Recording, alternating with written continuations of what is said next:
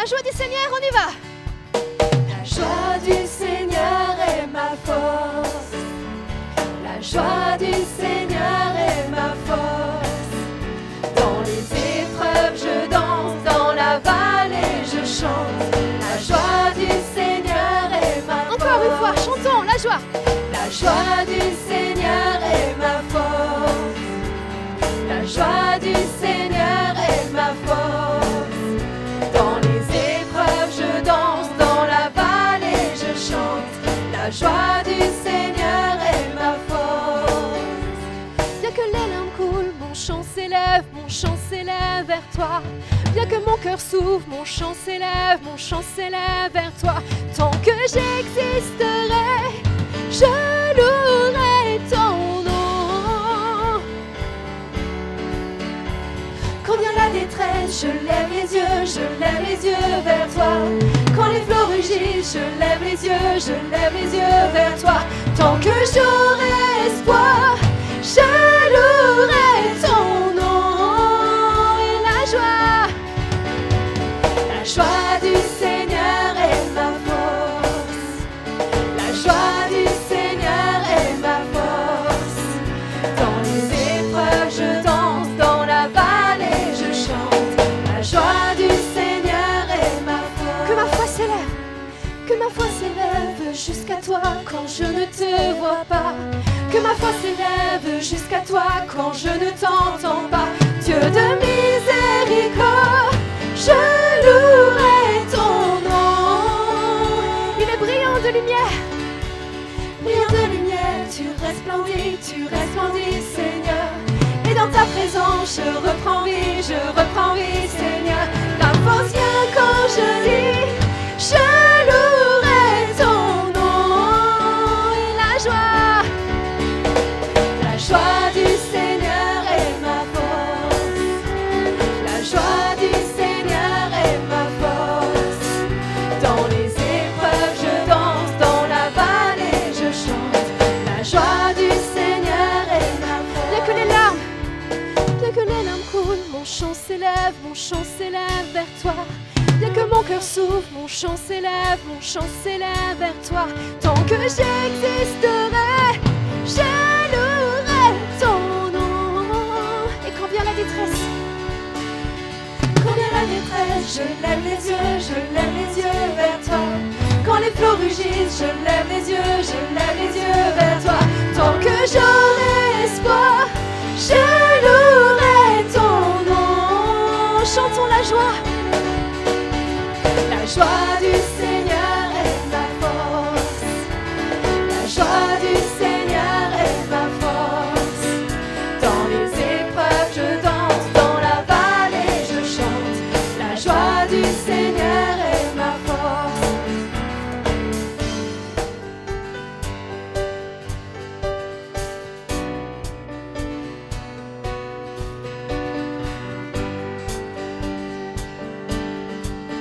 Chantons Alléluia.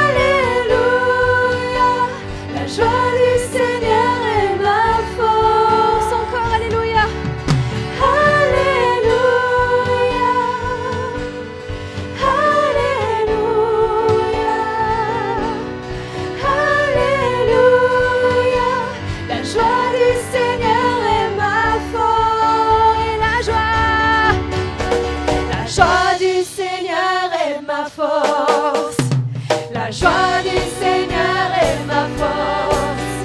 Dans les épreuves, je danse, dans la vallée, je chante. La joie du Seigneur est ma force. Une dernière fois, chantons la joie. La joie du Seigneur est ma force. Proclame-le sur ta vie. La joie du Seigneur est ma force. Dans les épreuves, je danse, dans la vallée, je chante. La joie du Seigneur est ma force. lui qui nous donne la force. Alléluia, gloire, gloire à notre Dieu, gloire à notre Dieu.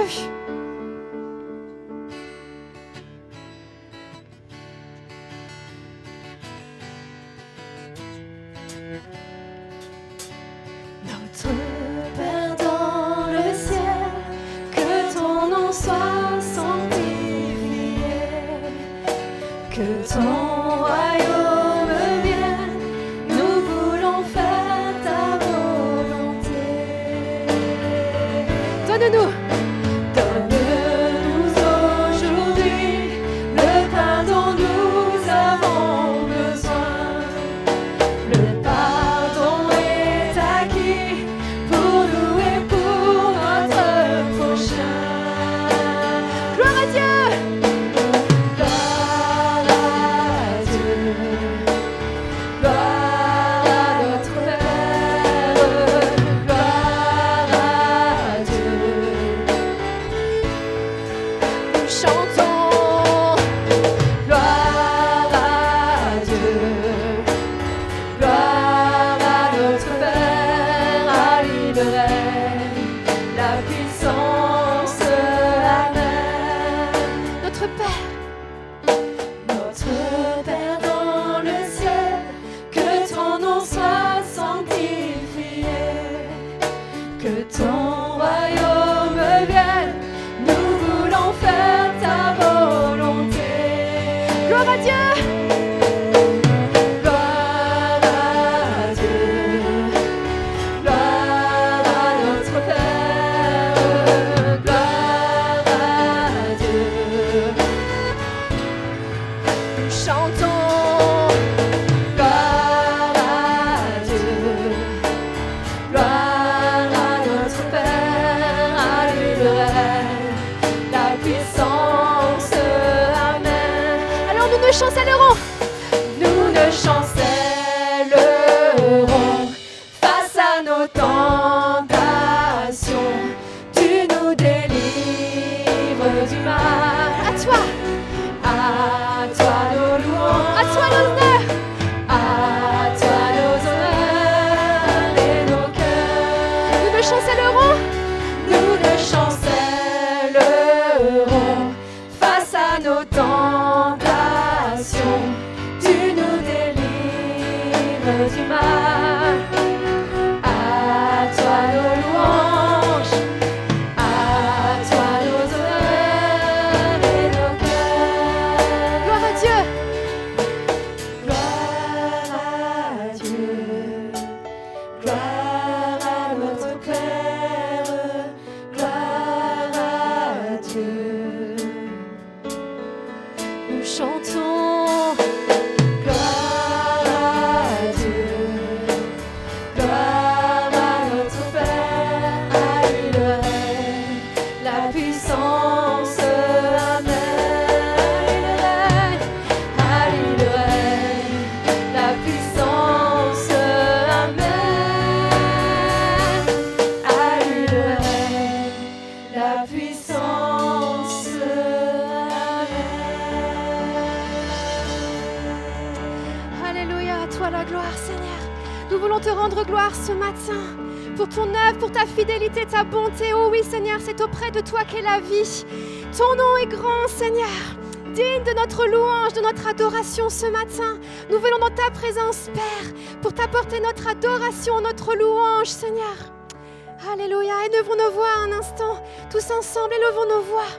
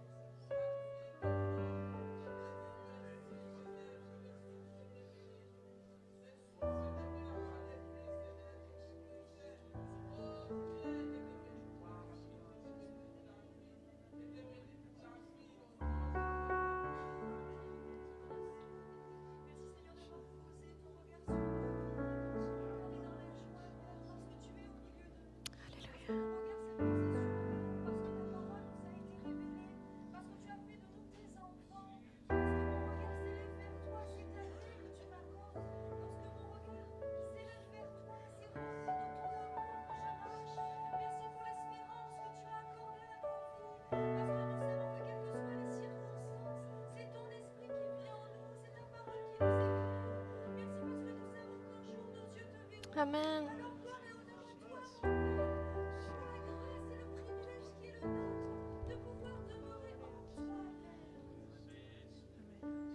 Oui, Dieu veut donner une provision ce matin. On va prendre un chant qui dit « Je viens dans ta présence ». Et vraiment, Dieu veut agir ce matin. Mais il attend que nous venions dans sa présence. Ce n'est pas juste un chant, c'est une prière.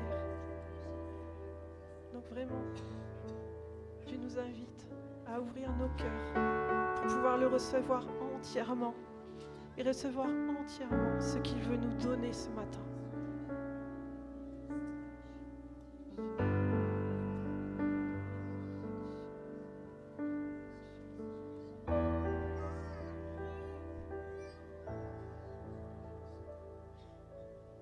Je viens dans ta présence, Seigneur de l'univers. Rien n'a plus d'importance, rien n'a plus de valeur. Je viens chercher ton cœur,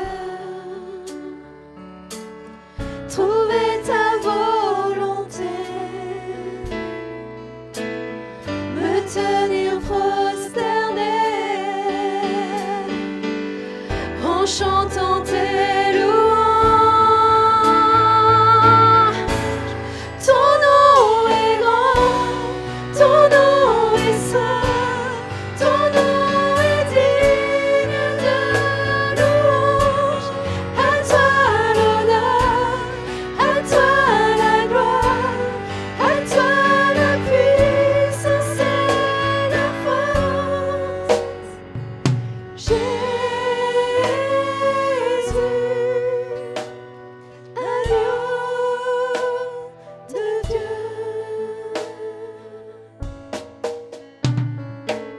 Je viens dans ta présence, déposer mes fardeaux, tout ce qui me retient de m'approcher de toi. Tu es mon bouclier, mon abri, mon seul bien. Vers toi Seigneur mon Dieu, je veux lever les mains. Ton nom est grand, ton nom est saint, ton nom est digne de louange. À toi l'honneur, à toi la gloire, à toi la puissance et la force. Ton nom est grand, ton nom est saint, ton nom est digne de louange. À toi l'honneur, à toi la gloire, à toi la puissance et la force. Jésus, agneau de Dieu.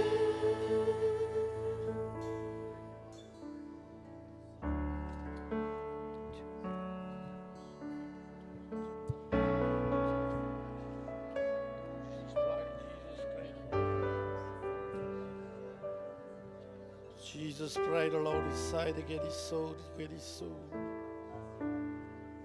Share light the soul, to get his soul. Shada bada bada soul, to get his soul.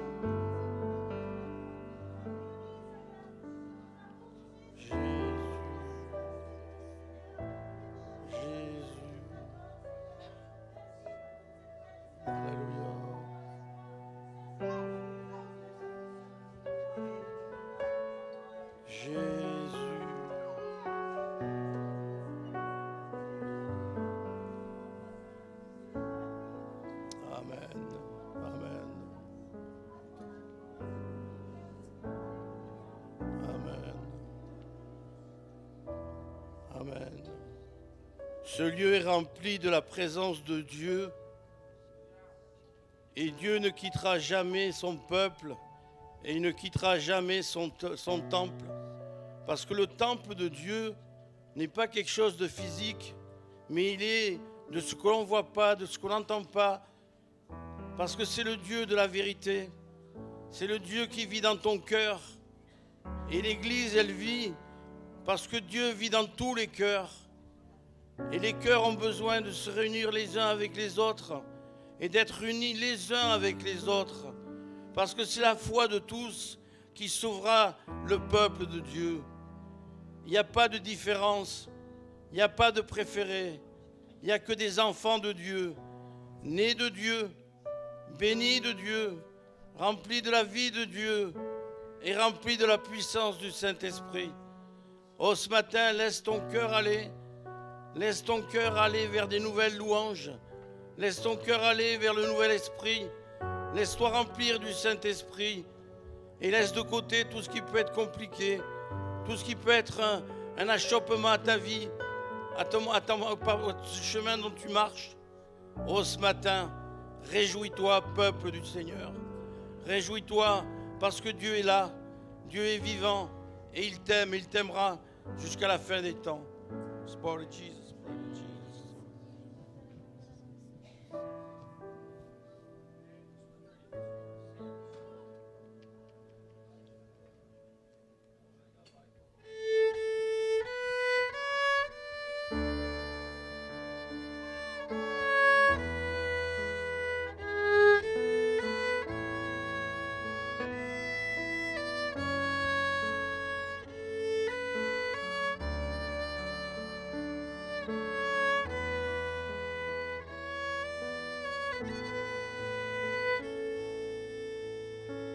Les cieux proclament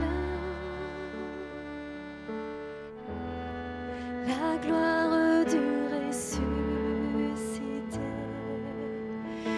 Rien n'est égal à la beauté du Seigneur. À jamais il sera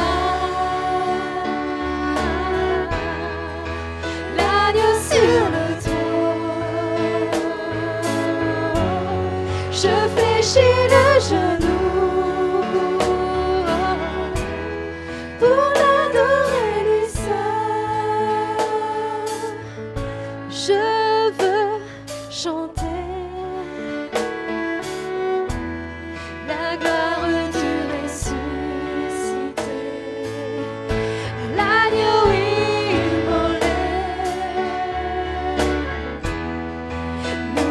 racheté pour Dieu à jamais. À jamais tu seras l'agneau sur le trône.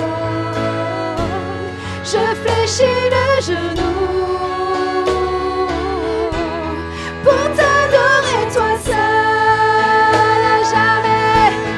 À jamais tu seras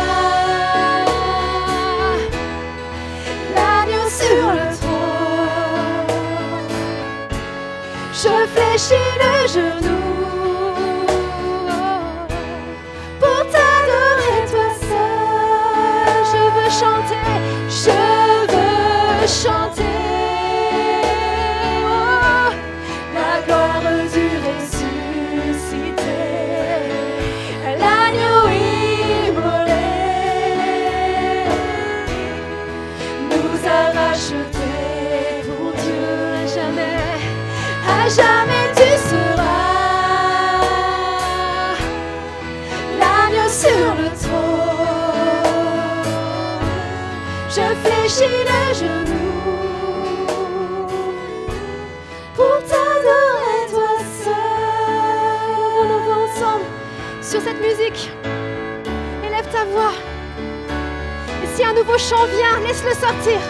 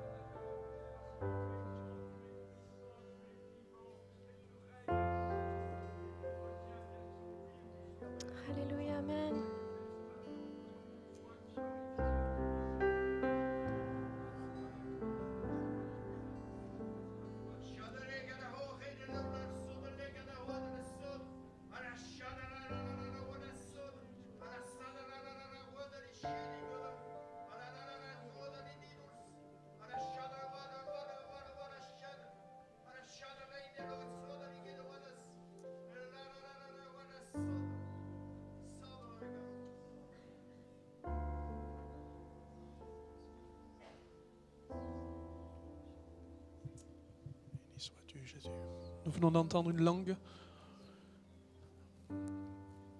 Esprit voulant et désirant manifester ses charismes, ses dons. Et notre intelligence a besoin d'être éclairée à cet instant.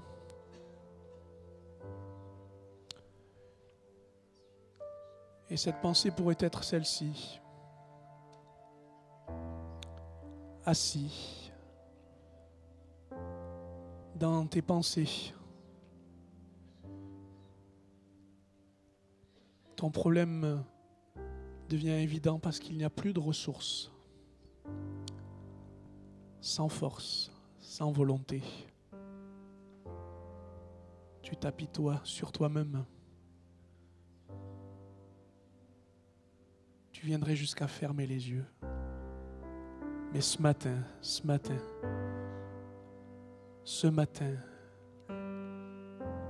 comme une source qui monte et jaillit, ce matin, comme une lumière qui éclaire tes ténèbres, ce matin, Dieu a vu et entendu.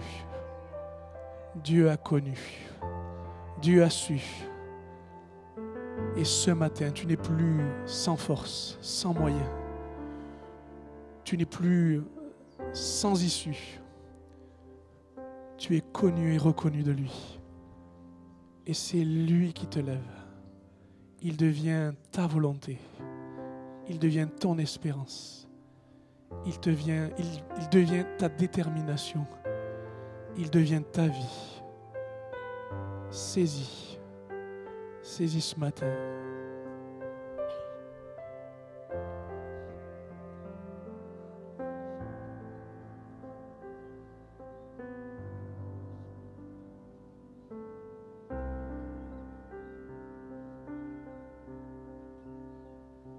Quand je sonde l'univers,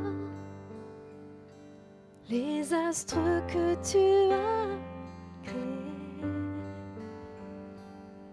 les océans, les mers, tout me révèle ta majesté. Alors mon âme veut s'écrier de tout mon cœur, je veux chanter. Alors mon âme veut s'écrier de tout mon cœur, je veux chanter. Oh Dieu, tu es infiniment grand, éternel puissant, roi majestueux. Oh Dieu, tu es infiniment grand, éternel puissant, roi majestueux.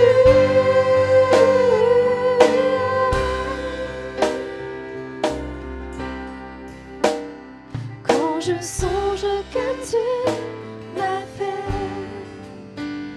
que tu t'es révélé à moi, que pour moi tu as tout créé, tu me révèles ta bonté. Alors mon âme veut s'écrier de tout mon cœur, je veux chanter.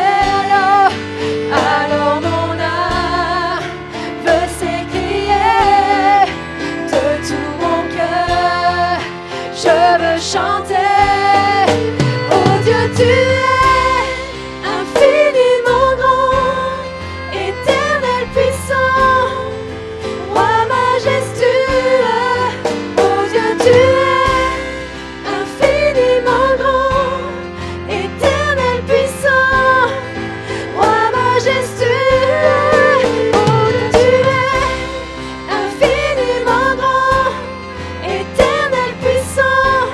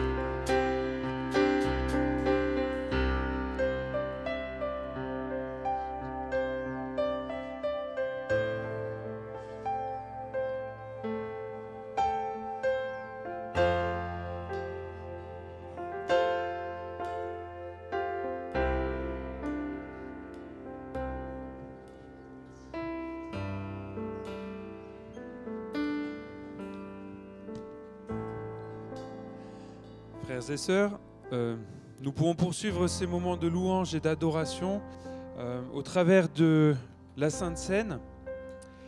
Alors je propose de relire les paroles de Jésus lors du repas de la Pâque où il a institué cette scène.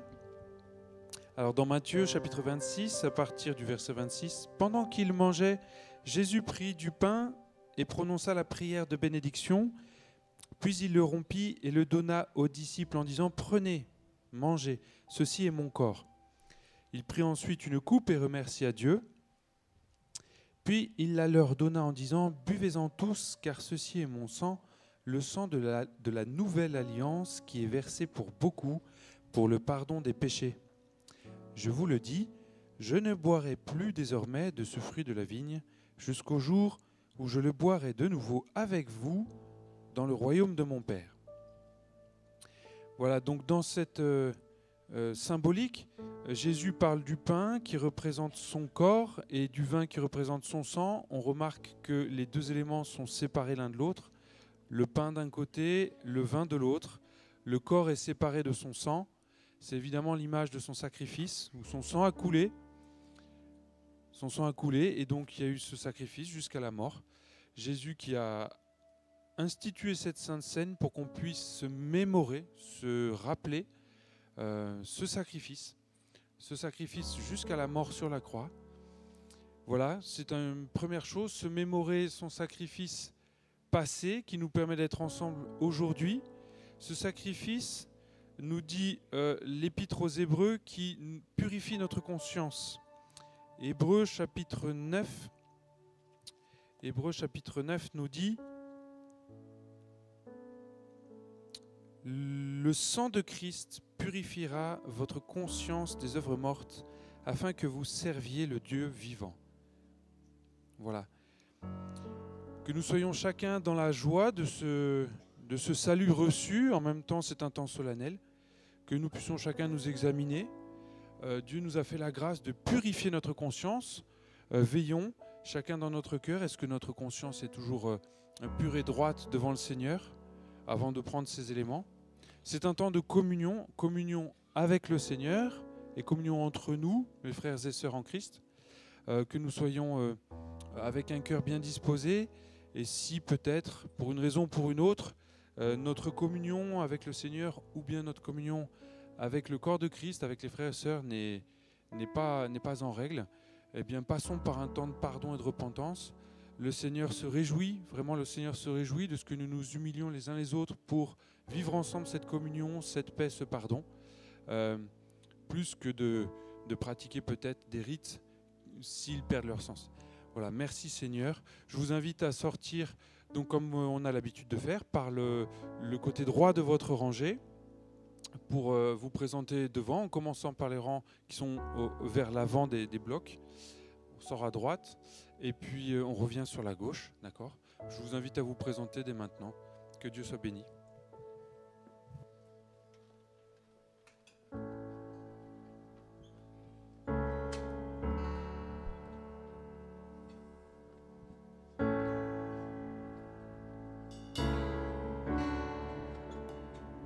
Quand je songe à l'infâme croix où Jésus fut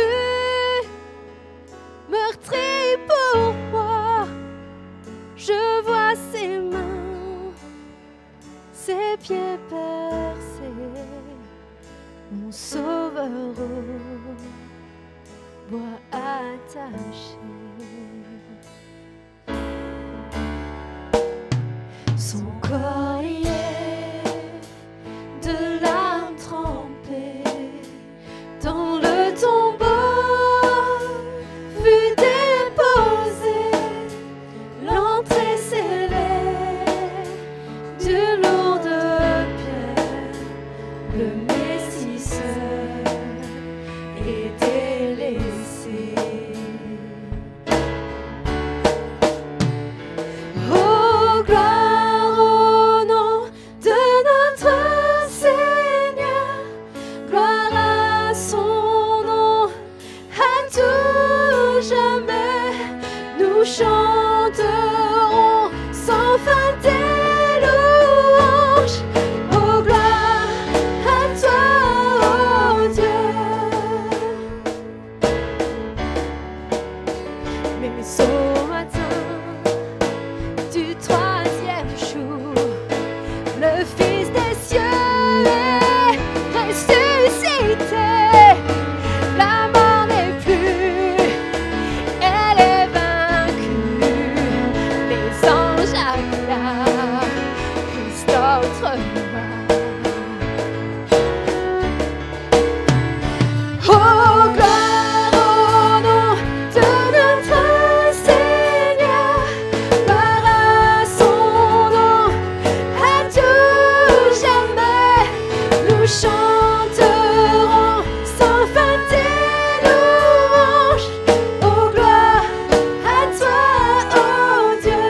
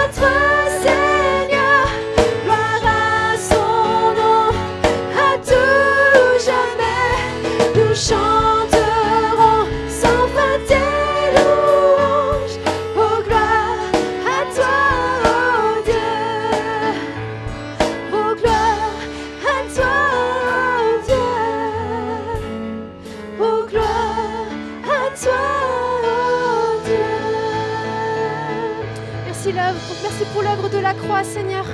Oh oui, Seigneur, merci parce que tu nous as ouvert le ciel. Tu as frayé un chemin, celui du salut, celui de la réconciliation. Alors nous voulons dire ô gloire, au nom de celui qui nous a sauvés, au nom de celui qui nous a rachetés. Alléluia. Chantons une dernière fois ô gloire. Ô gloire au nom de notre Seigneur. Gloire à son nom, à tout jamais. Nous chanterons sans fin tes louanges. Oh gloire à toi, oh Dieu. Oh gloire à toi, oh Dieu. Oh gloire à toi, oh Dieu.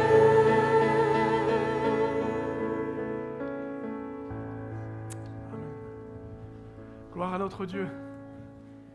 J'espère que vous vous sentez concernés par la dignité et la gloire de notre Dieu.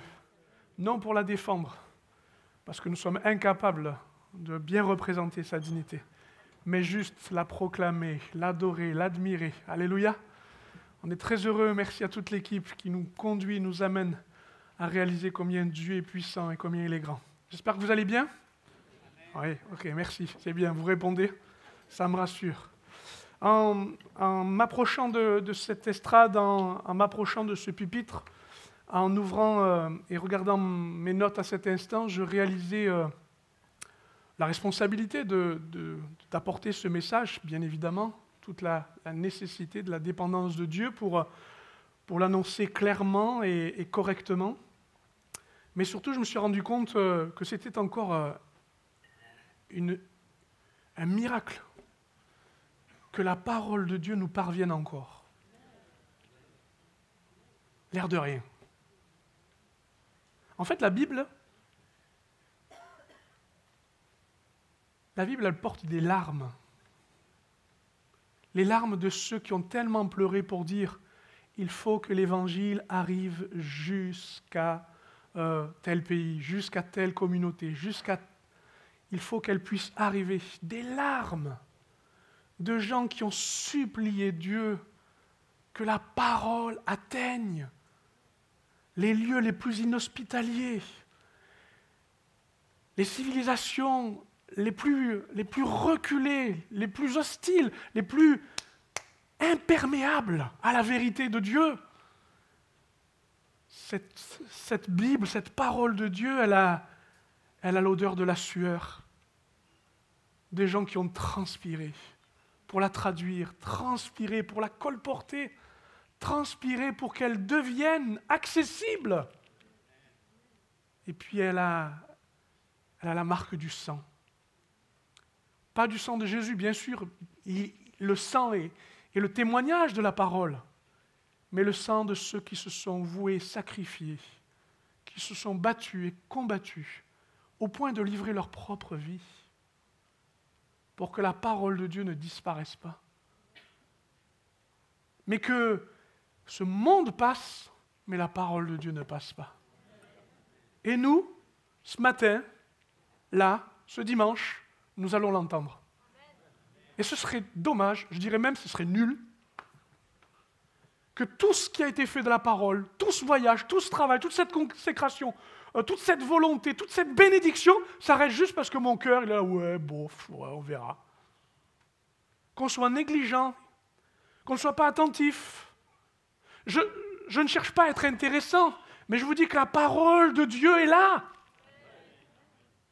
Et qu'elle porte en elle le témoignage d'une vérité qui peut non seulement vous transformer, mais transformer ce qui est autour de vous.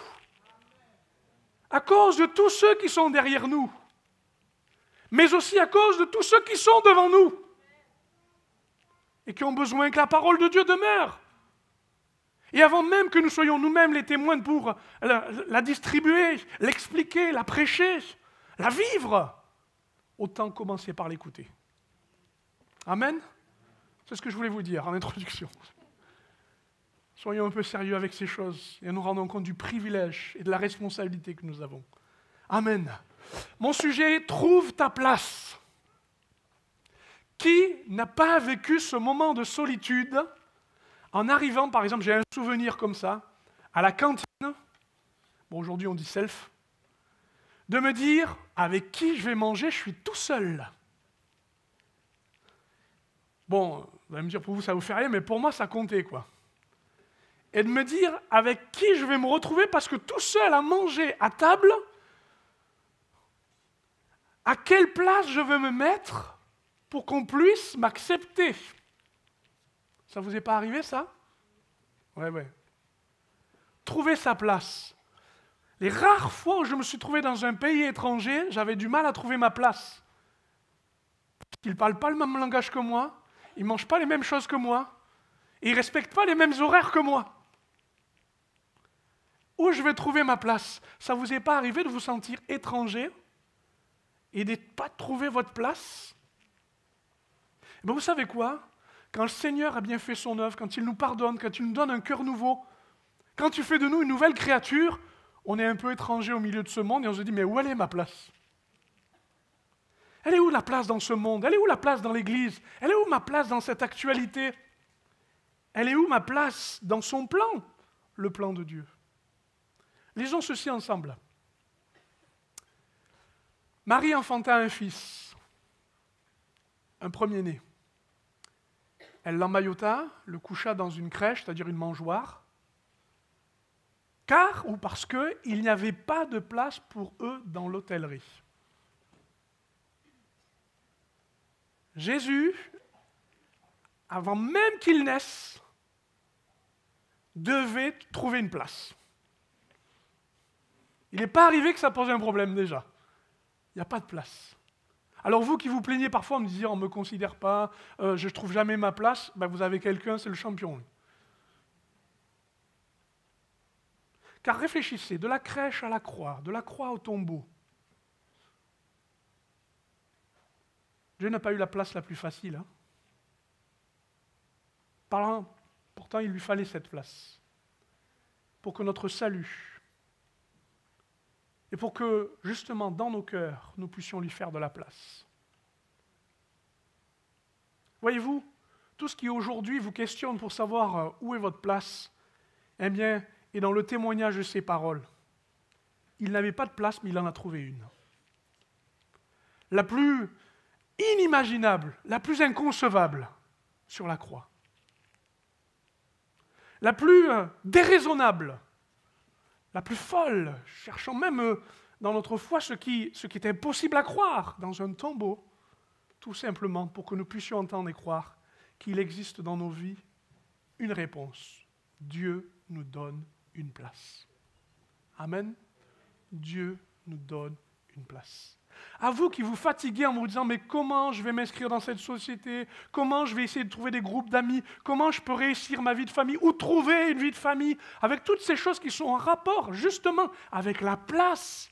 Eh bien, une des choses qui va déjà résoudre une inquiétude, arrêter une agitation intérieure, arrêter de s'abîmer et d'abîmer les autres, c'est de trouver cette paix en vous disant « Dieu vous donne une place ».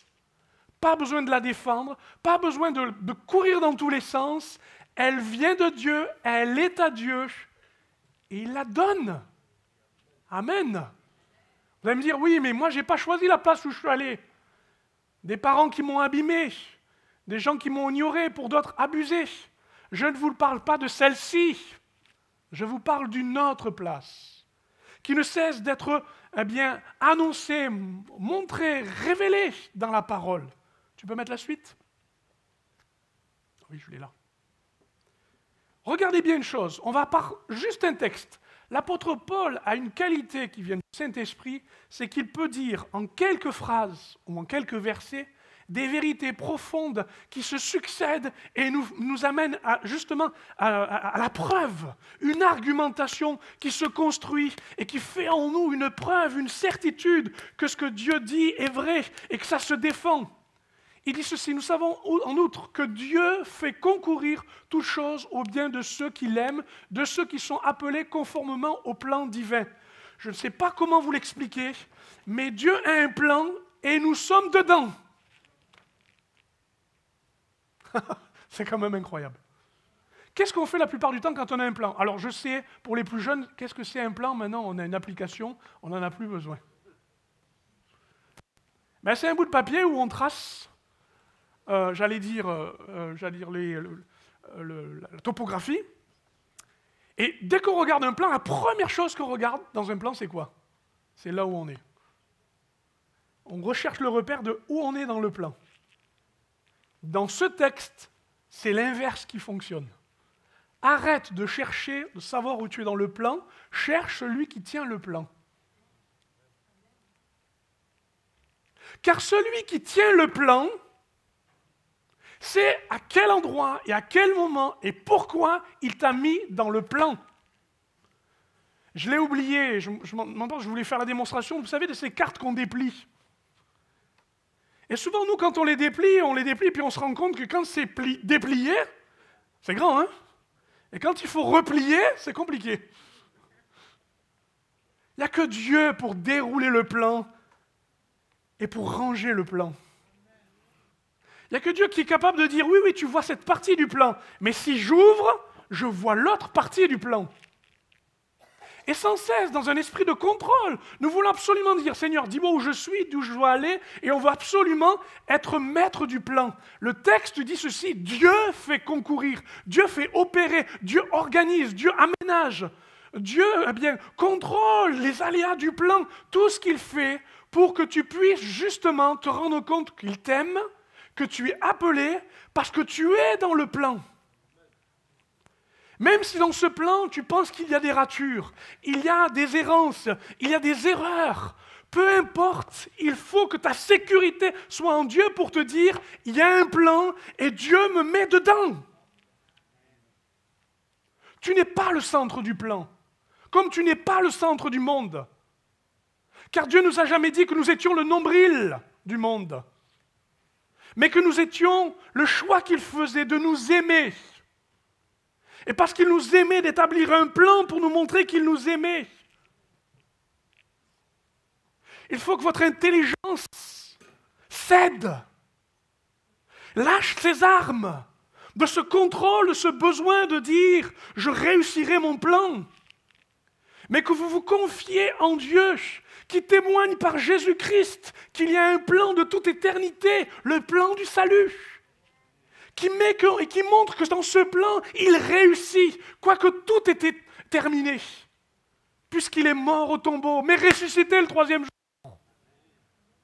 Car voyez-vous, tous les plans qui ne fonctionnent plus pour vous, Dieu peut ressusciter les choses et transformer le mal en bien. Il fait concourir toutes choses à votre bien. Arrêtez de prendre ces versets pour que tout se passe bien, pour vous dire, eh bien de toute façon, Dieu l'a promis, il fera tout concourir à mon bien. Non!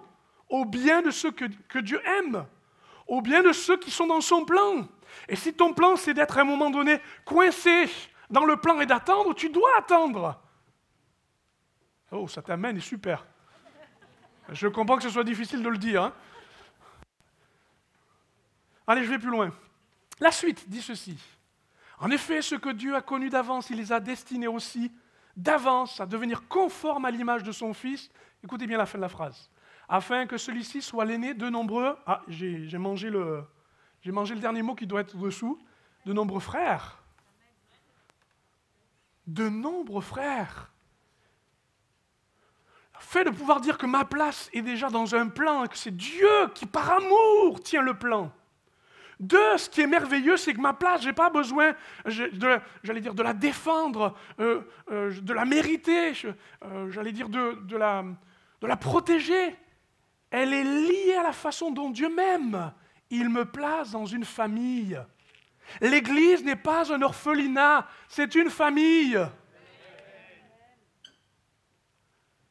De frères et de sœurs, appelés à se ressembler parce qu'ils ressemblent à Christ. Ouais. Et oui. C'est ainsi que maintenant, la place que je cherche n'est pas juste de me dire « je suis au bon endroit et je fais ce qu'il faut », mais je suis en lien avec les autres. Un lien d'amour, un lien de paix, un lien qui fait que connecté, membre, Christ est comme un frère, Dieu est mon Père, Je suis dans la famille de Dieu. Mes amis, plus ça va avancer, plus ça va être dur d'être une famille. Plus la valeur et la structure même de la famille va être compliquée à tenir. Tenons bon. Tenons bon et restons frères et sœurs. Ni concurrents, ni ennemis. Amen. Mes frères et sœurs. C'est beau. Vous n'avez rien demandé, vous n'avez rien fait. Moi, j'ai gagné une famille dès le premier jour où je suis né de nouveau. Amen. J'avais perdu les grands-parents, Dieu m'en a donné des centaines. Et mamie qui m'embrasse, qui me donne le cantique, chante avec moi, qui m'ont appris à prier. Alléluia. Puis j'ai des grands frères aussi qui m'ont bien redressé parfois. Eh oui. Allez, je m'arrête là, je continue. Regardez encore. Ça continue, la déclinaison. Ceux qu'il a ainsi destinés, il les a aussi appelés à lui. Quelle belle expression. Appelés à lui. Il les a aussi déclarés justes. Et ceux qu'il a déclarés justes, il les a aussi conduits à la gloire. Écoutez, cette place dont Paul parle, cette façon de nous parler à nous aussi, appelés à lui, rendus justes, conduits à la gloire, c'est que nous sommes dans son cœur. C'est que nous sommes dans son cœur. Et qu'il sait très bien que nous avons besoin de savoir que si on cherche sa place, quelqu'un nous appelle. Une voix, c'est la voix de son esprit. C'est un amour qui, comme les cordages d'humanité, nous tire et nous attire à lui, dont nous résistons parfois, dont nous ne comprenons pas, dont nous compliquons les choses. Parce qu'il nous appelle à lui. Et cet amour est si fort qu'il est une attraction qui nous amène à quitter notre idée de place et d'entrer dans la place que Dieu veut, son cœur.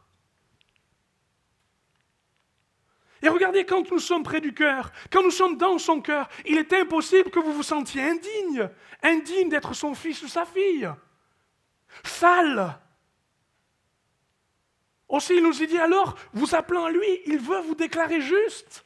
Regardez comme le fils prodigue est venu vers le Père. Il avait tout perdu sauf une chose, la maison de mon Père. Il vient avec son indignité, avec son vêtement. Mais le Père l'embrasse parce qu'il l'appelle à lui. Et une seule chose, c'est lui rendre sa dignité. Tu cherches ta place parce que tu n'as pas compris où était ta dignité. Et il le conduit à la gloire. Ça, c'est l'éducation. Le cœur de Dieu qui s'appelle Père. Vous avez remarqué que dans l'Ancien Testament, quelquefois, il y avait une notion de Père. Mais dès que Jésus arrive, dès qu'il commence son ministère, il annonce ceci, nul ne viendra au Père que par moi.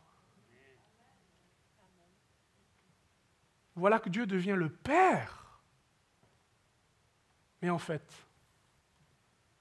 le problème de place, est-ce que ce ne serait pas un problème d'orphelin?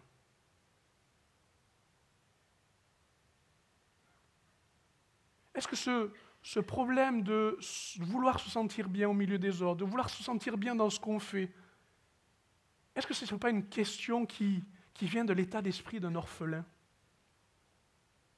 Car en fait, je vous ai parlé de trois choses. Dieu nous veut dans son plan, Dieu nous veut dans sa famille, Dieu nous veut dans son quoi? Dans son cœur. Mais en fait, ces trois réponses sont les trois questions de l'orphelin. L'orphelin n'a pas de repère. Parce que soit il refuse de dire d'où il vient, tant c'est une souffrance, et il ne sait pas où il va. Et que son combat, c'est juste d'être rassuré, de savoir pourquoi il est sur terre et à quoi ça va servir. Et vous avez vu, sans faire de jeu de mots, repère. Il a besoin d'un nouveau père. Un repère, comme recommencer. Si je vais essayer de m'expliquer. Et voyez-vous, vous pouvez avoir des parents et être orphelin. Hein, parce que vous n'êtes pas ancré, positionné en Christ, pour vous sentir assez à l'aise avec Dieu pour dire que vous êtes dans son plan. Et que lui garantit la sécurité de veiller au plan pour que vous puissiez le vivre. Oui, bien sûr qu'il faudra parfois vous avertir et vous corriger. Bien sûr que parfois, il faudra redresser la chose. Mais il est un Père et il veut vous donner des repères. Qu'a-t-il fait dans la marche du désert? Qu'a fait Jésus de manière successive parlant du Père? Les orphelins ont besoin de repères. D'ailleurs, ils sont, les orphelins, leur seul repère. Et ils comptent sur eux-mêmes. Et ils ont appris à ne réussir que par eux-mêmes. Parce que ça, c'est un repère qui fonctionne. Mais faire confiance à autre chose, c'est compliqué. Pas de lien. L'orphelin a espéré, a supplié de trouver des relations qui soient assez fortes pour non seulement se sentir, heureux d'être aimé, mais aussi de pouvoir aimer.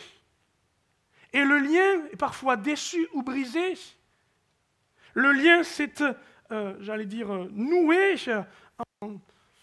comment on peut appeler ça? Aidez-moi. Emmêlé, merci.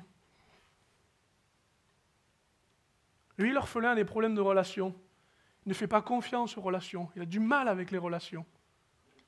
Parce que les relations, dès le début, ont été compliquées. Parce que quand elles sont investies, elles sont ou décevantes et parfois elles sont brisées. Et parce que l'orphelin entraîne avec lui parfois des incompréhensions, des amertumes et des non-pardons. Et qu'elle a beau se dire que je suis dans la famille de Dieu, mais tout ça est avec lui ou avec elle. Et que cet état d'esprit pose le problème, relation veut dire problème. Et je ne me plais pas à dénoncer ces choses avec plaisir, mais c'est un état d'esprit et ça devient une identité. Ça devient une vérité parce qu'à chaque fois qu'on est dans une relation avec tout ce qu'on espère, de manière excessive parfois, ou tout simplement des fois très craintive, on n'arrive jamais au résultat. Mes amis, Dieu nous a appelés des fils et des filles, pas des orphelins.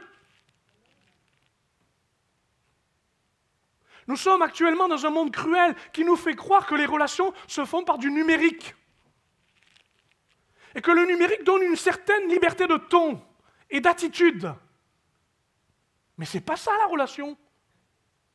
Au-delà du numérique. Qu'est-ce qui m'amène à du lien? L'orphelin n'a pas de lien, ou a du mal avec le lien. Et que dire de la valeur? Que dire de la valeur? Il nous est dit, appelez à lui. Et quand on est appelé par Dieu, Dieu nous montre une chose, c'est que notre valeur n'est pas la nôtre, mais c'est celle que Dieu nous donne. Et combien de croyants, combien de chrétiens, combien de fils et de filles de Dieu ont honte d'eux-mêmes, n'ont pas d'estime? Combien ont leur image abîmée? Combien ils sont en train de porter le fardeau d'un service avec une seule idée? Il faut que je sois à la hauteur, il faut que ce soit méritant. Combien certains adorent avec l'idée qu'ils remboursent Dieu de tout ce qu'il a payé pour eux? Parce que justement, ils s'imaginent comme un orphelin, que la valeur qui est donnée est un crédit et qu'il faut rembourser. C'est une erreur. C'est une erreur. Regardez le frère du fils prodigue de la parabole. Quand il voit le fils, il a tout dépensé. Il arrive, il dit pardon père, le père le rabille, le rabille, il fait la fête, il dépense tout. Et le fils, il est là, le fils aîné, il est jaloux. Le fils attaché au Père, le fils fidèle, le fils de la maison du Père, le TTS, le très très spirituel. Celui, si vous allez toujours dans la maison, vous le trouverez, parce qu'il s'occupe de la maison du Père. C'est un fils, un modèle. Il dit, il n'a pas dit comme ça, je suis jaloux. Imaginez que les fils et les filles dans cette maison soient des orphelins. Comment ça se fait qu'on la voit plus que moi, elle? Ouais. Ça s'appelle de la jalousie. Et la jalousie amène à une chose, à rester orphelin. Et la jalousie nous conduit à une chose, à imaginer que quand on adore un Dieu qu'on peut manipuler. Un Dieu, pour faire pencher la balance. Un Dieu dans lequel on peut faire affaire. Le fils aîné disait, attends, dans les affaires, tu n'es pas juste avec moi. Et le père lui dit, mais tu as tout. Qu'est-ce que tu veux demander de plus? Tu n'as pas compris la grâce. Tu n'as pas compris la grâce. L'orphelin est étranger à la grâce. Et on a beau s'en convaincre, c'est par le mérite. Demandez donc à Caïn, l'exemple même de l'orphelin. Je fais le sacrifice, j'apporte à Dieu, et les choses qui sont agréables sont pour Abel. Mais le sens de son sacrifice, comme une négociation avec Dieu, pour que tu puisses être satisfait, que je sois admis en ta présence, reçois le salaire. Mais ce n'est pas un salaire, c'est un don. L'adoration est un don de nous-mêmes qui satisfait Dieu. Qu'est-ce que vous voulez? Je sais qu'au milieu de nous, il y a certains qui ne louent pas haute voix, pas parce que je vous en veux, je ne veux pas vous mettre de pression en soi, parce que juste ils pensent que l'offrande n'est pas assez belle. Mais ce n'est pas vos mots qui comptent, c'est le cœur. Et je pourrais démultiplier ça dans plein de choses. Pas de valeur. En fait, l'orphelin n'a pas de place. Ou du moins, n'arrive pas à trouver sa place. Ou du moins, tente d'avoir une place. Ça vous va? En fait, son problème, c'est que, comme le seul repère, c'est lui-même, comme le lien est une chose difficile, comme il n'y a pas de valeur, c'est l'isolement, c'est le repli sur soi, c'est ce qu'on voit de plus en plus. Et j'espère que celui qui entendra dans les voies numériques, à YouTube ou autre, ou ailleurs, l'entende, ça devient un isolé, et ça devient le chrétien sanctifié par lui-même, devant son écran, devant sa Bible, se satisfaisant en disant « Dieu m'inspire, Dieu m'auto-enseigne, et je suis moi-même l'Église. » Parole d'orphelin. En fait, je vais vous donner la liste des symptômes d'un orphelin, non pas parce que j'ai envie de vous appuyer dessus, mais j'ai envie que les symptômes révèlent la maladie et qu'au nom de Jésus, l'adoption soit là. Bon, le pupitre m'a rien fait, c'est que je suis convaincu. En fait, l'orphelin ne comprend pas la correction, c'est toujours une injustice. L'orphelin a peur des responsabilités, parce qu'il a peur du maître qui lui confie les responsabilités. Il refuse de grandir, l'orphelin, parce que grandir, c'est devenir un père. Et comme le père ou la figure qui était un père n'a pas été la bonne, je ne veux pas ressembler à cela. Donc, il ne ressemble à personne. Pas de responsabilité, pas de maturité. Les orphelins font des orphelins.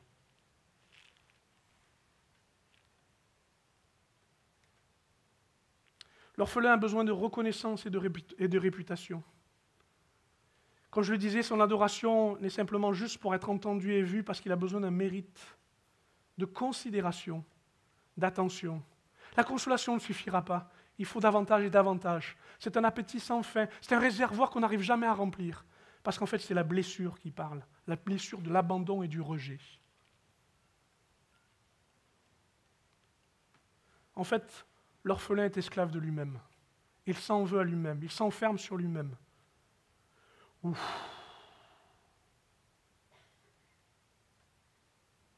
Est-ce qu'on va rester comme ça? Est-ce qu'on va s'arrêter là? Vous savez, dans le salut, il y a une chose incroyable. Dans ce que l'annonce de l'évangile est prêchée, il y a des choses incroyables. Le rachat de nos âmes. Alléluia. On a notre valeur, elle est en le prix précieux a été payé, c'est mon âme. Je pourrais vous parler, non de la rédemption, mais de la régénération, une nouvelle nature en moi qui me change et me transforme. Je suis Nicolas, mais je suis quand même quelqu'un d'autre. Mon passé, c'est une chose, mais l'avenir va être une autre, parce que le Saint-Esprit fait de moi une nouvelle créature. Christ est en moi. Amen. Mais j'aimerais vous parler de ce que souvent on ne considère pas, qu'on n'imagine pas, l'adoption. L'adoption, vous avez été déraciné et replanté. Voilà où est ta place, mon ami. L'endroit où tu es replanté. Dans l'adoption. Lisons ce texte ensemble. Vous n'avez pas reçu en effet un esprit qui fait de vous des esclaves et vous ramène à la crainte, orphelins. On continue. Non, vous avez reçu l'esprit qui fait de vous des fils adoptifs de Dieu. Et on peut dire filles aussi, on a le droit? Allez, oui, on a le droit. Car cet esprit, c'est par cet esprit que nous crions Abba Père, c'est-à-dire Père. Quoi? Je viens de dire que tout le système, tout le processus, tout le mécanisme en moi qui m'amène à être ce que je fais, ce que je suis, dans mon caractère, et qui n'arrive pas à trouver de place, la Bible me dit, l'Épître aux Romains, dans le même chapitre que je viens de vous lire tout à l'heure concernant la façon dont Dieu nous donne une place, vous me suivez bien, ça va? Il nous est dit, l'Esprit en nous atteste une chose. Marque en nous une preuve. Il a conversé au début, puis maintenant il a pris le contrôle pour te dire, tu diras Père, parce que je suis ton Père. Le Père qui a besoin d'être découvert. Le Père qui a justement su dire, je vous aime tellement que je sacrifie un fils pour vous, pour que vous soyez des fils, et que Jésus devienne un frère. Qu'est-ce qu'il vous faut de plus? Qu'est-ce qu'il faut de mieux? Revenir sur le procès du passé avec tous ceux qui n'ont pas su montrer quel était l'amour de Dieu et de quelle manière on vous a considéré. Je suis désolé, je vous demande pardon. Je ne sais pas comment il faut faire pour réparer ça. Quand l'Église n'a pas été une famille et elle a créé des orphelins, quand les familles ont subi, je ne sais pas, mais je sais une chose, l'Esprit qui est au milieu de nous, l'Esprit qui atteste la présence de Dieu, n'est pas là pour dire j'irai au ciel, mais je suis déjà le Fils sur la terre, attendu dans la maison du Père, pour que je puisse dire à Dieu, je suis ton Fils, non à cause de moi-même, mais par l'Esprit qui est en moi. Qui a censuré cette parole en vous? Qui l'a enlevée? Qui a raturé ces choses? Qui vous amène au même endroit, l'endroit de l'orphelin? Je crois qu'ici, Dieu fait le miracle le plus étonnant. Pas simplement de rallonger une jambe ou alors de refaire pousser une dent. Bon, si vous voulez. Mais c'est de transformer une vie de quelqu'un qui était sans repère, sans lien, sans valeur. Et d'un seul coup, d'être maintenant fils et filles de Dieu. De changer cette identité qui fait que vous allez servir sans, justement, tout casser derrière. Que vous allez bénir sans, recasser derrière. Tout simplement parce que vous n'êtes plus orphelin, mais fils. Vous me suivez, ça va?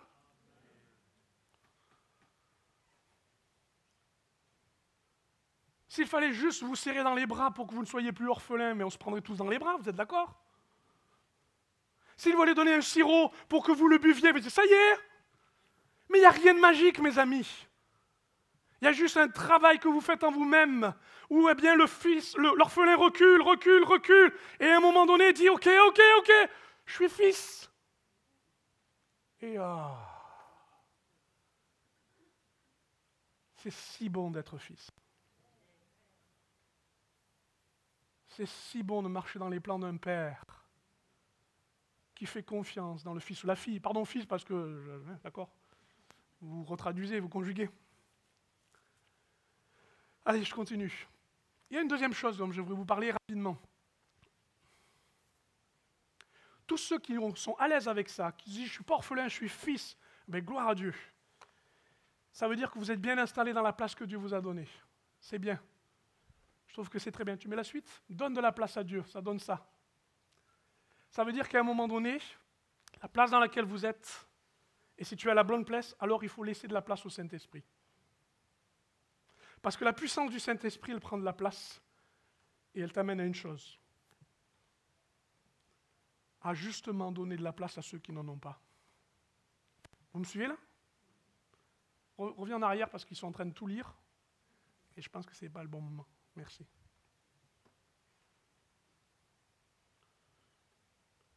C'est bien de pouvoir dire, mais ok, pasteur, c'est très bon, ça me fait du bien, j'ai bien compris, j'y suis là, j'y suis. Mais je vous dis, ben oui, vous y êtes, mais ce n'est pas suffisant. Ce n'est pas suffisant. Voyez-vous, quand Dieu nous met à la place où nous sommes, Dieu, nous positionne. Quand Dieu nous donne cette identité, cette dignité, à ce moment-là, il dit, ok, maintenant qu'il est à sa place, je fais venir le Saint-Esprit. et je mets ma puissance. Alléluia. Et à ce moment-là, eh bien, Dieu me donne de pouvoir marcher dans la puissance de l'Esprit. Et où je vais, ce que je fais avec la puissance de l'Esprit, c'est là où est Dieu. C'est là où la place doit être. C'est quand même beau, hein?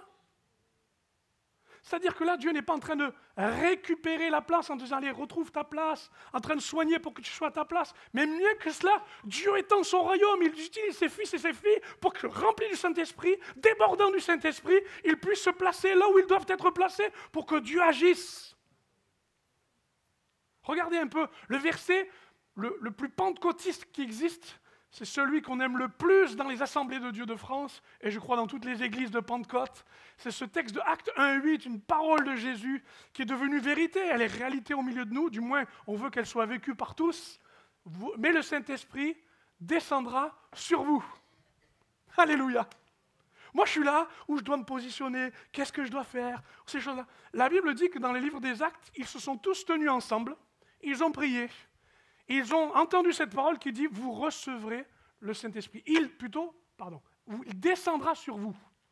Est-ce que vous imaginez que du ciel, là dans le ciel, la présence de Dieu, aussi belle, aussi grande qu'elle soit, qui est sans mesure, sans description, d'accord, ait décidé qu'à la place où vous êtes, eh bien toute sa puissance, boum, survienne sur vous. Le mot « descendre », ça veut dire « survenir ». C'est comme, si vous voulez, il y a un mot qui est de la même famille, ça veut dire comme une armée qui vous tombe dessus. Il y en a qui vont avoir peur, ils disent « Oula, si c'est ça, être baptisé du Saint-Esprit, on va y aller... » Non, mais en fait, c'est, si vous préférez, toute l'intensité. Toute l'intensité qui descend, qui vient sur vous. C'est comme un téléchargement de je ne sais pas combien de gigaocts qui vous arrive. Pour ceux qui comprennent ce que ça veut dire, moi je comprends à moitié ce que je dis.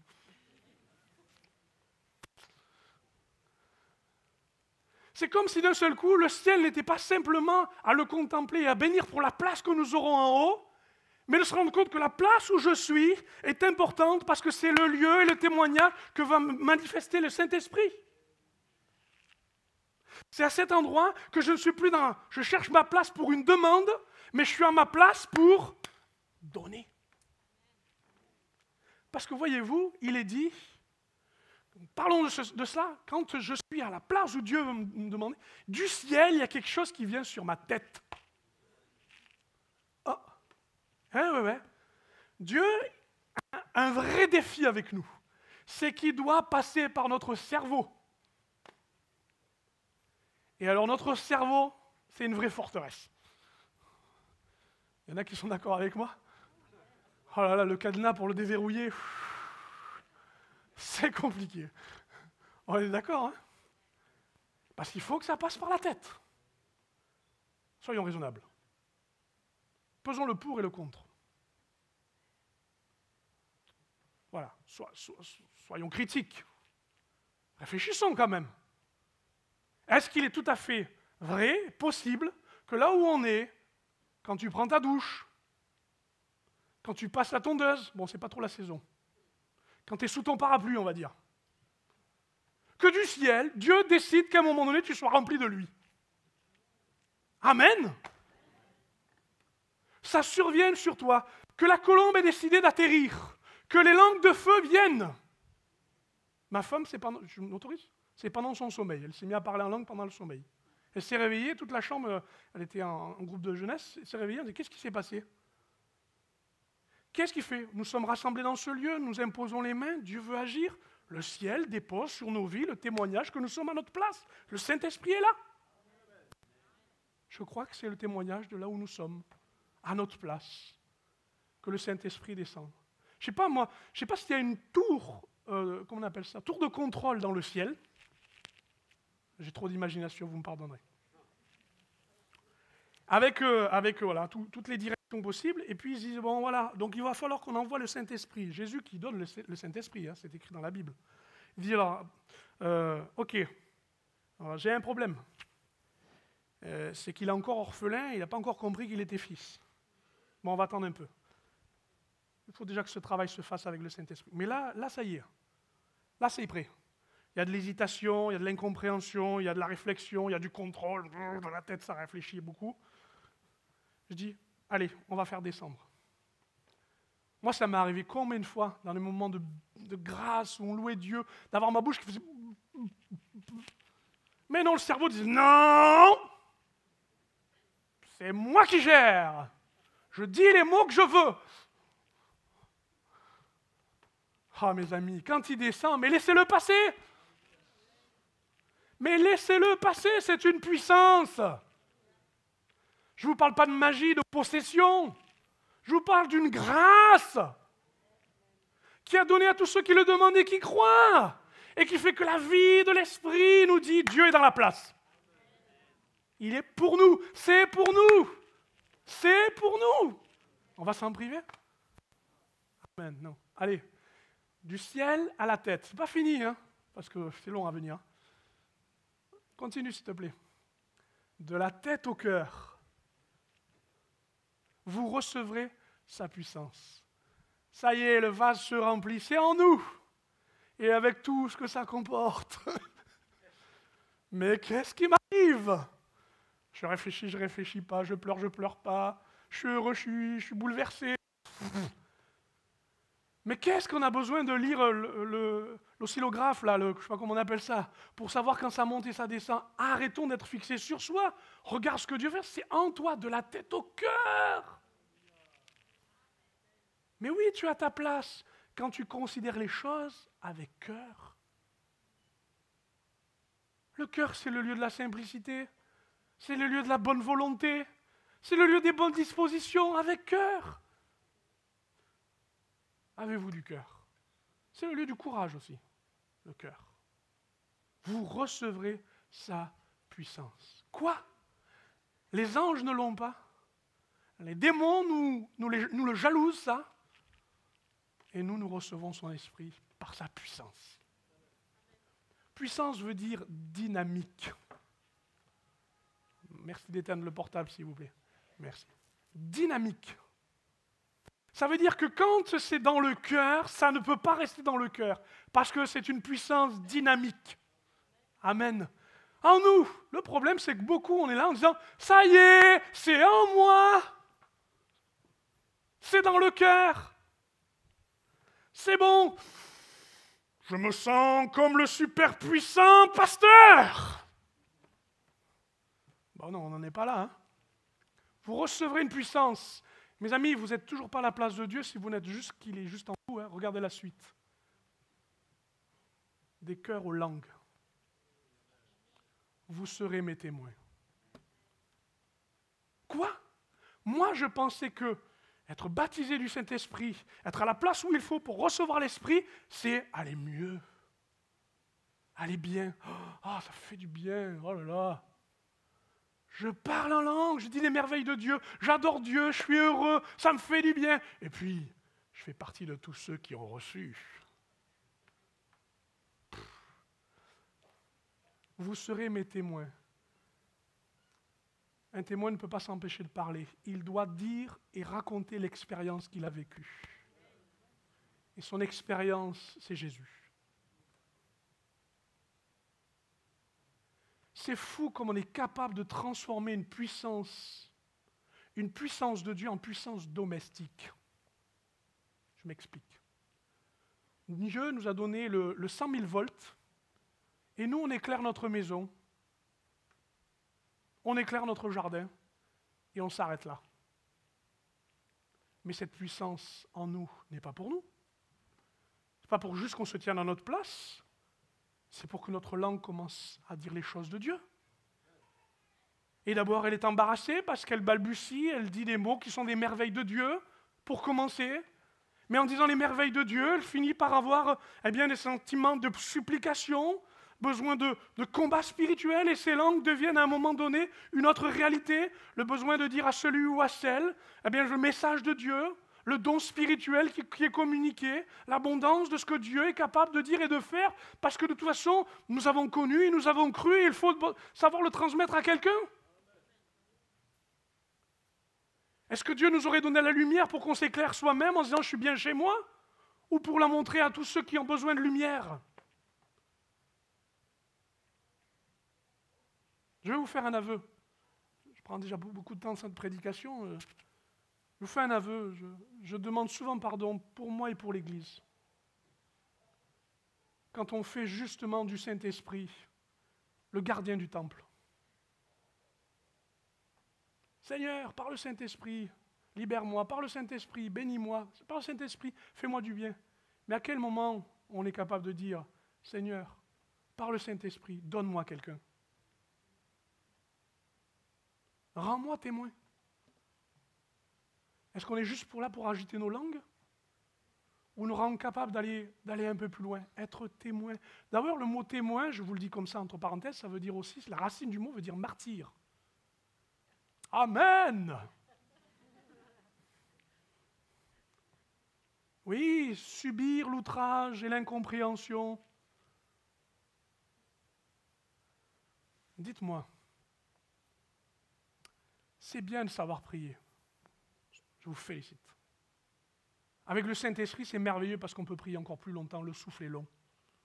On parle en langue, on est renouvelé, on relit sa Bible, on est travaillé par Dieu, on y retourne, on a des temps avec Dieu de prière. C'est tellement bien. Mais pourquoi ne pas utiliser l'Esprit pour que justement, il vous donne tous les moyens pour ceux qui justement sont perdus? C'est beau d'aimer, bravo. Vous aimez sûrement les gens, je dis, ah, moi je fais le relais des versets, vous savez, je renvoie le verset. C'est très bien, hein, je renvoie le verset à ceux qui en ont besoin, c'est très bien. Mais peut-être que ça mériterait que vous vous salissiez un peu plus les mains. Ça va? Vous tenez le coup? Je savais que je serais trop long, mais j'étudiais ça dans Jean 13, quand il dit que Jésus va mettre le comble à son amour, vous savez.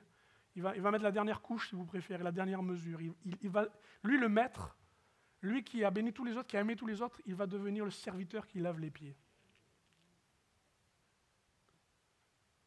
Moi, je crois que souvent, on a une promotion du Saint-Esprit qui n'est pas la bonne, qui est un peu trop célèbre et un peu trop glorieuse. On a oublié la simplicité de se rendre serviteur. Et parce qu'on est serviteur, l'amour est attesté. Même il a une mesure supérieure. J'avais une sœur, je m'en rappelais toujours, elle amenait de la soupe tous les jours à sa voisine. Pendant des mois. Et puis à un moment donné, elle a pu témoigner. Vous savez, témoigner, ce n'est pas rendre les gens conformes à la parole de Dieu. C'est les amener à marcher pour Christ. Et s'il faut s'abaisser pour leur laver les pieds. Allez, je m'arrête là. Des cœurs aux langues, des langues aux pieds, à Jérusalem, dans toute la Judée, la Samarie, jusqu'au bout du monde. Le Saint-Esprit parmi nous, qui fait que s'il faut justement ne plus être là, à la place où on est, mais par l'amour que manifeste le Saint-Esprit, par l'inspiration que donne le Saint-Esprit, eh bien, c'est pas grave, je quitte, je change ma place et je vais ailleurs. Ici, l'indication qui est donnée, en y réfléchissant, en regardant la cartographie, c'est intéressant, c'est cap au nord. De Jérusalem, tu montes à la Judée. De la Judée, tu montes à Samarie. De Samarie, tu vas au bout du monde. Et ce qui est incroyable, c'est que quand tu continues, hop,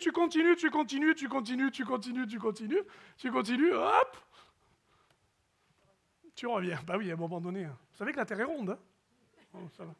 J'espère que jusque-là, vous le savez. Ça veut dire que ce que je vis comme expérience, ce qui se passe à cet instant, ça ne contente pas Dieu, il dit, c'est bien ce que tu vis à ta place, mais rends-toi compte que là, au milieu de ces religieux, au milieu de ces gens fermés et obtus, parce que c'est en Judée qu'il y avait cette espèce d'orgueil spirituel, le Saint-Esprit doit faire la différence, quitte à être rejeté de la Judée. Tu iras en Samarie, c'est des païens, ils ont des mœurs et des façons de faire qui sont complètement différentes de Dieu, mais c'est là où tu dois te trouver. Ici, ça ne suffit pas, tu iras dans un pays, tu ne connais ni la langue, ni la culture, mais tu te donneras entièrement afin que l'Évangile puisse être apporté. Il me semble que les langues ne suffiront pas, il faut des pieds. Tu parles en langue, gloire à Dieu. Que font tes pieds? Ils doivent t'amener à la place où Dieu te conduit. Je termine. J'invite l'équipe à venir. Et merci pour la patience. Ça va. Tu peux mettre la dernière, s'il te plaît? Ta place est déjà prête. De toute éternité, dans le cœur de Dieu, dans le ciel, c'est attesté, c'est scellé par le sang de Jésus. Tu as une demeure. ton nom est inscrit dans le livre de vie. Qui peut effacer ça? Oh si, tu auras toujours un adversaire qui rappellera les fautes et les blessures que tu as eues, je suis d'accord. Mais tu ne peux pas enlever ce crédit, cette assurance, cette promesse. Tu as une place, mais il te la faut sur la terre. Essaie d'être fils et fille, malgré les trahisons, malgré l'inconfort peut-être de certaines relations, malgré tous les doutes de s'abandonner aux autres et de pouvoir dire voilà ce que je suis et ce dont j'ai besoin de vivre. Peu importe, ta place est déjà prête. Parce que l'Esprit en nous dit que nous avons un Père. Et parce que nous avons un Père, nous devons être frères et sœurs. Et la suite, ta place est dans sa puissance. Puisque tu es témoin, assume ta place. Assume ta place. On peut se lever à notre place, vous voulez bien? Vous l'acceptez? Merci.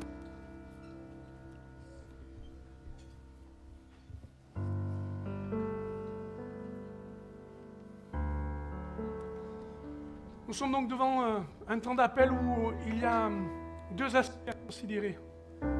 Premier, c'est effectivement toute la nécessité d'aller au bout de la démarche du salut, au bout de ce que Dieu nous a demandé. Nous donner à lui entièrement, c'est bien de l'avoir dit. Mais maintenant, il faut se donner aussi aux autres, en disant, j'accepte d'être à la place où tu me places. Devant, derrière et à côté de moi sont ceux qui justement te protégeront, t'éduqueront, te béniront, ou parfois te malmèneront, mais n'auront jamais le droit d'enlever le titre que tu as reçu, la dignité d'être fils et fille de Dieu. Notre monde fabrique des orphelins. L'Église fabrique, si j'ose dire, des fils et des filles de Dieu. Tu es fils et fille. Et je sens tout le tiraillement de ce qu'un orphelin pourrait dire. Je ne crois pas au bras qui me serre et m'enlace. Je ne crois pas à ces belles paroles qui pourraient me dire qu'avec certitude, je suis ami et aimé et accepté de Dieu. Alors regarde l'orphelin, s'il te plaît. Regarde l'orphelin. Regarde l'orphelin, celui qui a été abîmé. On lui a arraché les poils de la barbe. On lui a mis un voile sur la tête, frappé la tête, en disant « Devine !» On l'a mis au banc des rejetés, des condamnés, des méprisés. On l'a placé hors du circuit, hors du système, on l'a marginalisé. On lui a dit clairement que tout ce qu'il disait ne correspondait en rien à la religiosité. On a veillé à lui faire comprendre que sa lignée n'était ni divine ni royale. Et on l'a méprisé en tout point, au point même qu'on l'a exposé à la nudité. Afin que, comme on parle justement de harcèlement, le harcèlement existait déjà depuis longtemps. Et pour tous ceux qui sont harcelés, qui n'ont plus de place, j'aimerais te dire, Jésus n'a jamais admis ce que tu as subi. Mais il l'a reçu lui-même pour qu'il puisse te dire, tu es fils et fille et tu as un père. Mis dans le tombeau d'un autre, on lui a pris ses richesses. Qu'est-ce qu'il te faut de plus pour te rendre compte qu'il a mené jusque sa vie d'orphelin, lui le fils unique, pour que tu ne sois plus seul, plus sans réponse, plus sans avoir une place.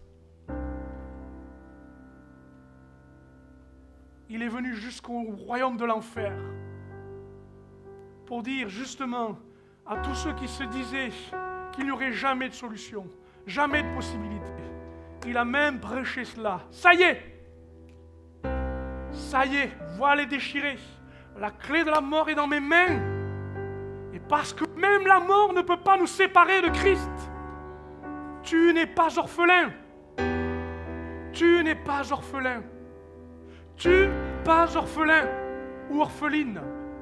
Et comme si j'avais besoin d'enfoncer le clou, je le dis encore une fois, comme s'il fallait s'opposer aux démons qui se nourrissent de votre rejet, qui se nourrissent de ces choses pour vous martyriser, qui vous accablent et vous tournent autour pour soigner l'état d'esprit dans lequel vous êtes. Qu'au nom de Jésus, l'amour du Père soit l'adoption pour vos vies. Qu'une main puissante vous saisisse et vous arrache maintenant de votre sort et vous prouve que même s'il faut être bandé, parce qu'on est blessé, même s'il faut tituber, même s'il faut ramper, quitte la place d'orphelin et entre dans celle de fils. Je plaide et plaide pour tout ce monde dont vous faites partie, qui a besoin maintenant de trouver une vraie place. La place dans l'église. Le Seigneur ajouter chaque jour. Ajouter, c'est pas empiler. Ajouter, c'est pas juste comptabiliser un nombre. Mais c'est dire chaque brebis est unique. Et chacune a besoin de son troupeau. Et vous êtes pour chaque orphelin la numéro 1 et pas la 100e. Et vous êtes pour chaque orphelin la toute dernière comme la 5e. Mais vous êtes la première pour Dieu parce qu'il vous veut dans le troupeau.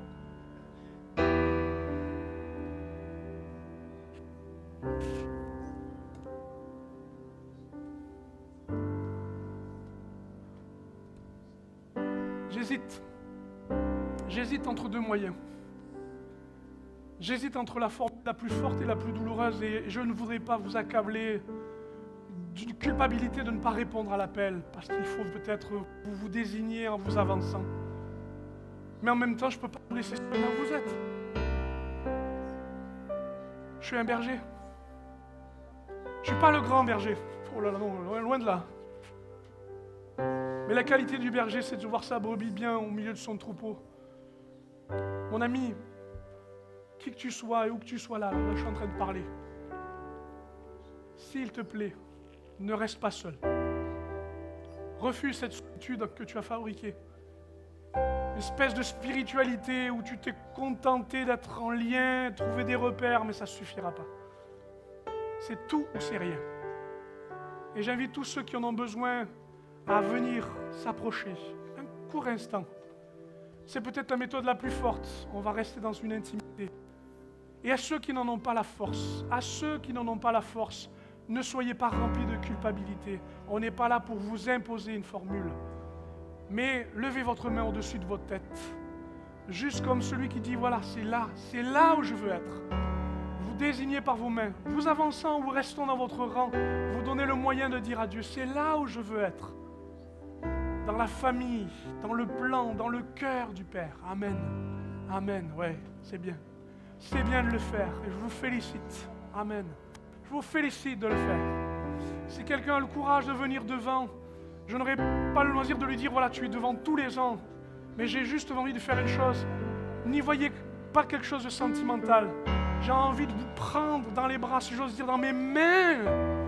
Et vous dire que l'Esprit de Dieu est capable de fabriquer une chose que vous n'avez jamais connue. Le lien filial. Le cordon ombilical de Dieu dans vos vies qui vous relie et qui vous fait ce bien. Alléluia, alléluia, alléluia.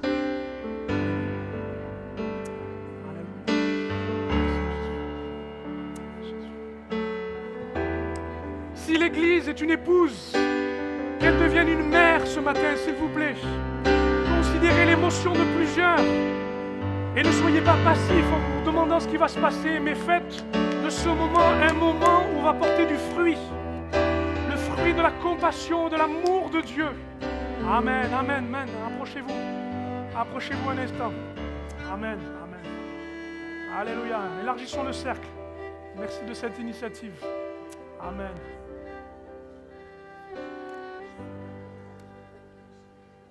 Notre Dieu, notre Père, ton nom est sanctifié, ton règne vient. À cet instant, ceux et celles qui sont ici, devant, liés les uns aux autres, comme ceux qui ont levé leurs mains, et saisis par ce message, je le crois, tu ne les malmènes pas. Mais je te prie, Seigneur, que la douceur de ton amour les amène à la conviction de l'Esprit,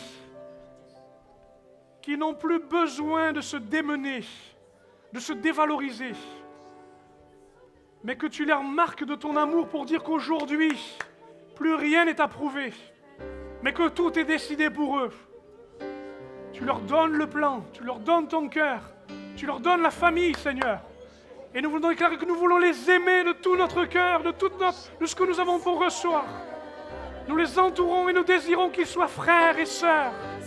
Au nom de Jésus, je te prie que la sainteté soit une certitude en eux et qu'ils la respectent maintenant pour honorer le Père, pour honorer le Père, de la fierté du Père, d'avoir des enfants qui reçoivent l'amour du Père au nom de Jésus. Je prie dans les rangs de tous ceux qui sont ici à cet instant et qui ont ce besoin. Bénis Seigneur, au nom de Jésus. Afin que tu les relis, les rattaches à la perfection de ton amour. Amen. Amen. Alors que nous prions encore, je veux prier pour eux, que Dieu nous libère de l'égoïsme. L'égoïsme spirituel, c'est de faire de le Saint-Esprit un doux foyer intérieur, un zèle personnel qui est celui de dire « Je suis satisfait, Dieu m'a donné du carburant et j'avance ». Mes amis, il faut vider le carburant. Il faut monter, j'allais dire, le moteur au plus haut tour. Parce que ce monde a besoin de savoir que le Saint-Esprit donne des hommes et des femmes de quitter leur place, de quitter tout ce qu'ils sont pour se donner aux autres. Je tremble en disant ces mots, parce que je réalise que ça va me coûter. Est-ce que ça coûtera d'être humilié, d'être rabaissé, d'être incompris? Mais peu importe, pourvu que la puissance du Saint-Esprit se manifeste dans ma faiblesse.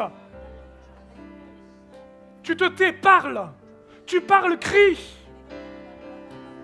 Si tu cries, tais-toi maintenant et montre par tes gestes. Mais qu'il existe le témoignage de l'Esprit au milieu de nous. On ne fait pas des adhérents. On ne fait pas des visiteurs. On fait des hommes et des femmes qui ont besoin du Saint-Esprit.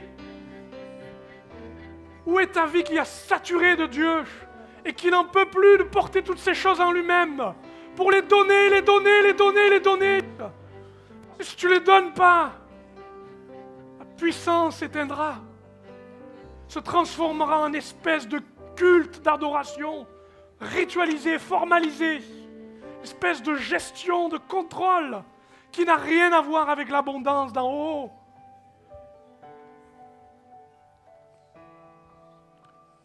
Mes amis, si vous voulez passer de Jérusalem à Samarie ou en Judée, est-ce que vous ne voulez pas entourer nos amis qui sont ici? Vous approchez vous-même et réclamant de Dieu la puissance du Saint-Esprit, nous puissions vivre un moment de communion ensemble. À tous ceux qui justement demandez, quittez votre place et recevez, afin que remplis du Saint-Esprit, vous communiez avec Dieu et communiez avec nos frères et sœurs. Ce n'est pas le pasteur qui a sa puissance. C'est une communauté remplie, saturée du Saint-Esprit, remplie de Dieu et qui bénit. Amen, amen.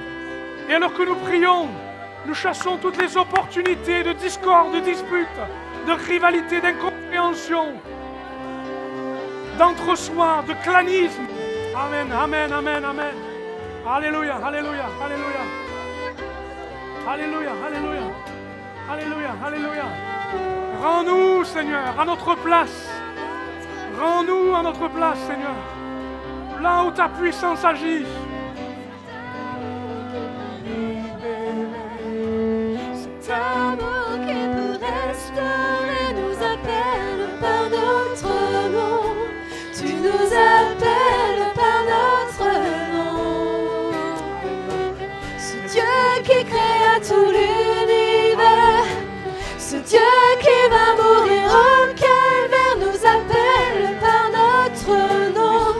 Tu nous appelles par notre nom. En toi les humbles sont bénis, en toi les faibles sont affermis, les cœurs brisés tu rétablis, donnant la vie à ceux qui doutent dans la foi. Ô chancelant, tu tends les bras, tu les appelles de ta voix. Venez à moi, cet amour qui peut libérer, cet amour qui peut restaurer, nous appelle par notre nom. Tu nous appelles par notre nom. Ce Dieu qui créa tout l'univers, ce Dieu qui va mourir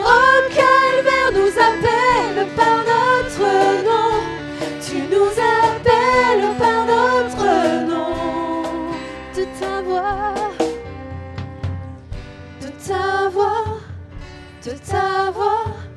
Tu nous appelles à la croix. De ta voix, tu nous appelles à la croix. Encore. De ta voix, tu nous appelles à la croix. De ta voix, tu nous appelles à la croix. Cet amour qui peut libérer, cet amour qui peut restaurer, nous appelle par notre nom. Tu nous appelles par notre nom. Ce Dieu qui créa tout l'univers, ce Dieu qui va mourir au calvaire, nous appelle par notre nom. Tu nous appelles par notre nom. En toi les humbles sont bénis. En toi les faibles sont affermis. Les cœurs brisés tu rétablis, donnant la vie à ceux qui doutent dans la foi. Ô chancelant, tu tends les bras, tu les appelles de ta voix. Venez à moi, cet amour qui peut libérer, cet amour qui peut restaurer, nous appelle par notre nom. Dieu nous appelle par notre nom. Ce Dieu qui créa tout l'univers, ce Dieu qui va mourir au calvaire, nous appelle par notre nom. Tu nous appelles par notre nom.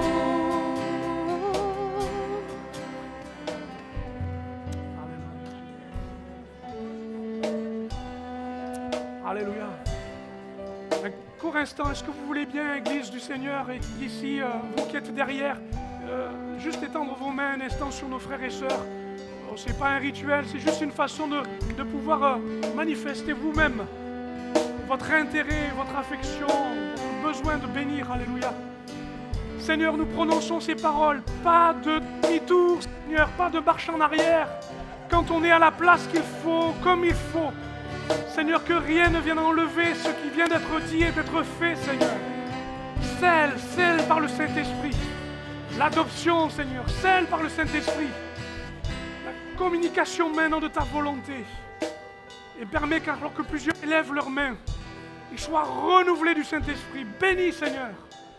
Alors qu'ils bénissent, Seigneur, qu'ils soient bénis au nom de Jésus. Par un renouvellement de grâce. Amen. Amen. Amen. Amen. Amen. On peut remercier Dieu?